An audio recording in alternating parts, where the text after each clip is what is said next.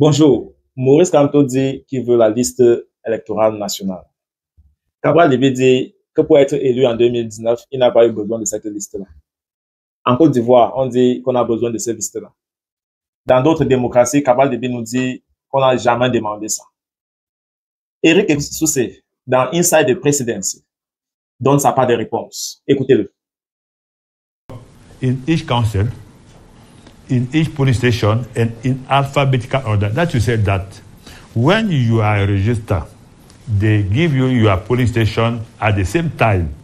And now when you have your police station, you have also to say that you are in a council. So the electoral nationalist is all those lists of 360 councils that compose the electoral nationalist.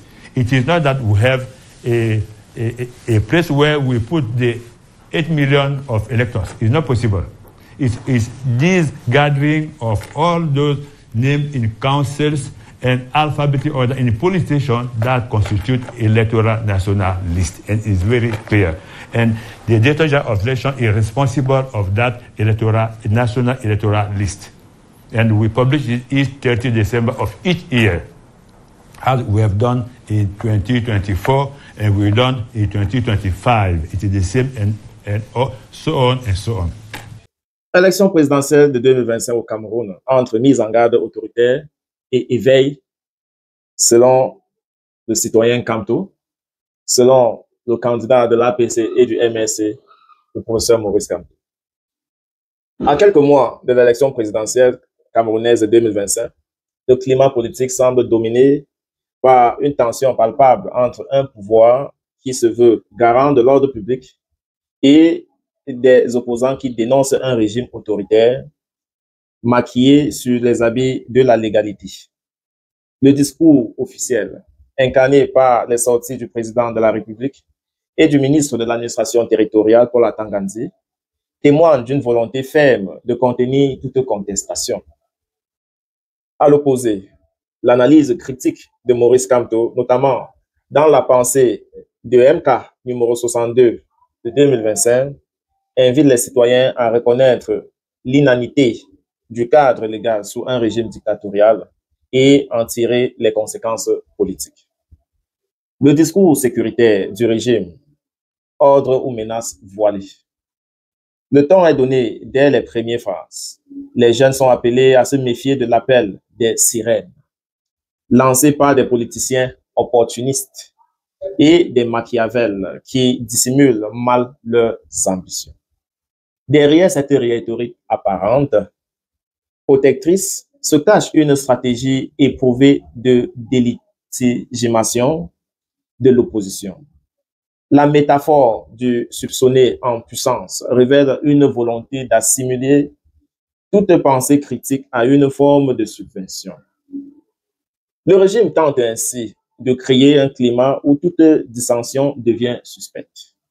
Paul Atangandji, dans son allocution du 4 mars 2025, ne fait pas dans la nuance.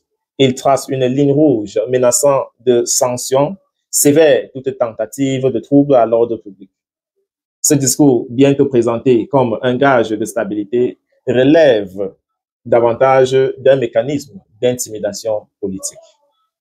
Il prépare l'opinion à accepter des restrictions drastiques sous prétexte de la paix. L'obsession de l'ordre devient ainsi une arme idéologique. Elle place le pouvoir au-dessus de tout soupçon et fait de l'opposition un danger. ELECAM, organe technique ou rouage du pouvoir. Au cœur de cette mise en scène sécuritaire se trouve ELECAM, l'organe en charge des élections. Les accusations contre cette institution, notamment son refus présumé de publier une liste électorale nationale centralisée, sont rejetées par son directeur général, Eric Soussé, qui invoque la légalité et rappelle que les listes sont disponibles dans chaque commune, par ordre alphabétique et par poste de police. Mais cette défense purement procédurale masque une réalité plus profonde. Dans un État où l'opposition est systématiquement marginalisée, la légalité devient un leurre. Le pouvoir s'appuie sur une lecture formelle de la loi pour neutraliser toute contestation.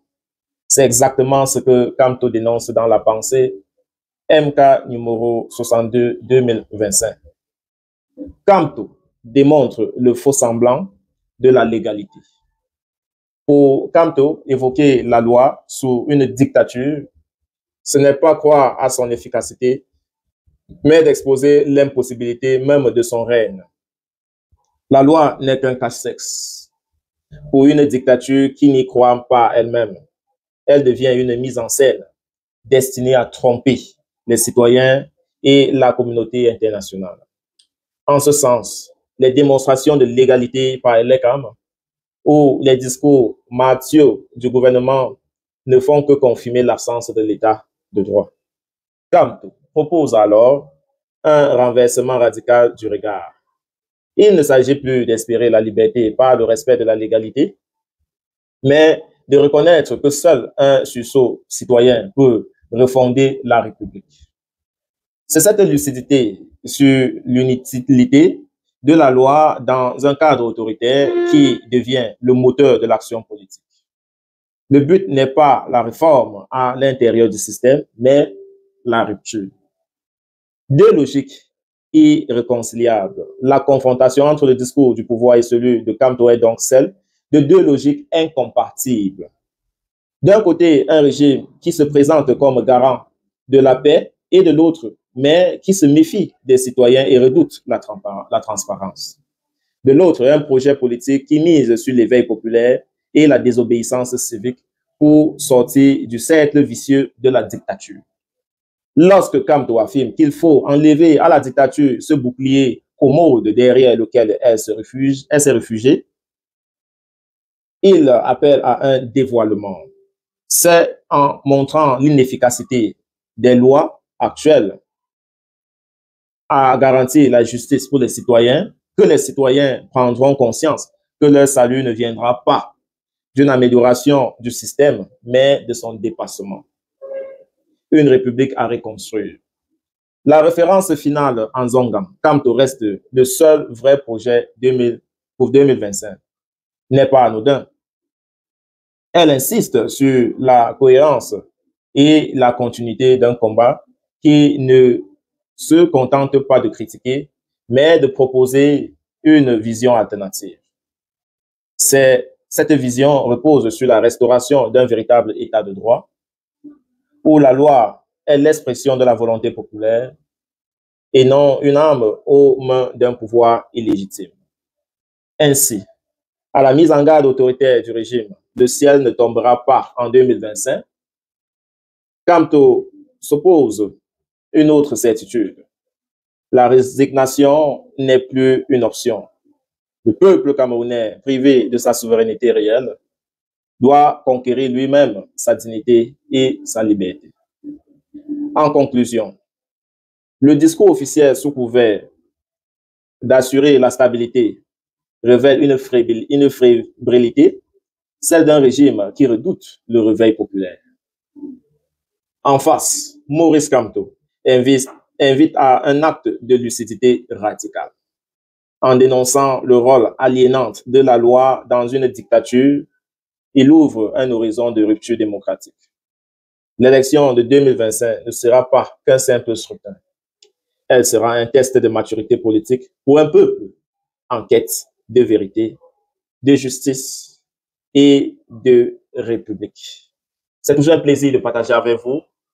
J'aimerais lire en commentaire ce que vous pensez de ces deux chemins que le gouvernement autoritaire de M. Biya, après 43 ans, qui refuse de prendre vacances, et le désir obsessant du professeur Maurice Kamto à aider les Camerounais à être braves pour tourner la page qu'ils désirent autant dans le secret de leur cœur.